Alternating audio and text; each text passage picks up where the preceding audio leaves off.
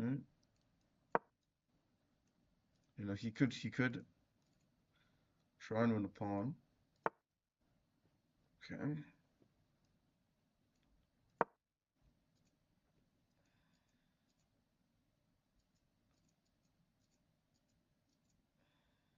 Interesting. You know, the knights in the center are always interesting because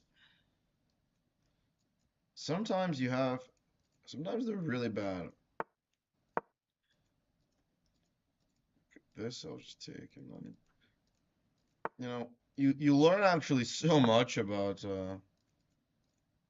pawn structures and pawn breaks and how all the dynamics work. Like, yeah, this, in my opinion, is just a waste of a move. Because I'm just castling, you know, even d5 because yeah, I would say 93 and then queen c7 and castles. Because I'm not really worried about d4 because he actually has made it quite difficult for himself to castle. Because I'm going to hit him with the tempo. Even I could consider sacrificing a pawn. Um,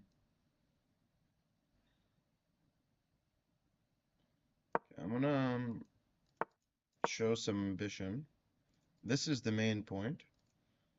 And you know, breaking with d5, I don't understand that move at all. Unless there are some tactics I'm missing, like is he gonna play that? That would have to be that would have to be his idea.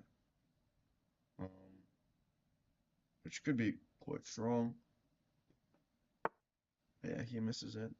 Now I really should be doing quite well. You know, this is the type of moment where I move like d4. Okay, I'm gonna try and show my understanding. Um, this reminds me of my game with Sindarov.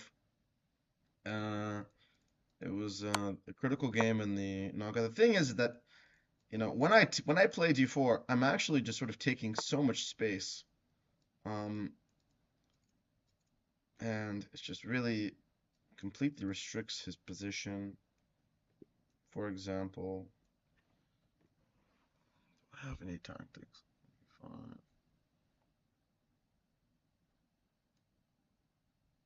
Oh, here we go. So now I can take and check.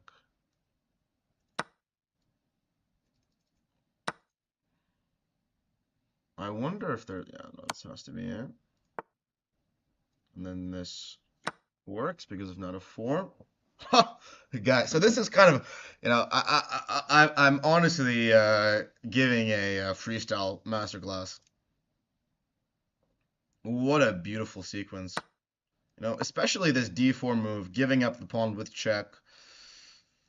Oh, just beautiful. But I think that the piece sack earlier could have been very strong. Okay. You know, I could even play bishop c4 if I want to be ruthless.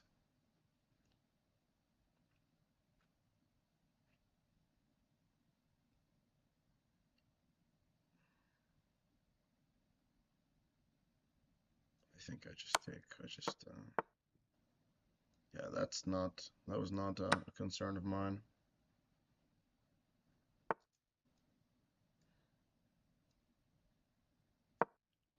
So yeah, we're just gonna bring this in,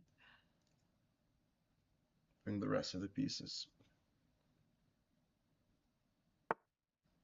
The thing that is amazing about um, the format is that in a regular game, um, getting such an interesting position from the opening would be impossible. And the margin for creativity and the margin for mistakes, like this is really the in my opinion, the embodiment of what the game of chess truly is.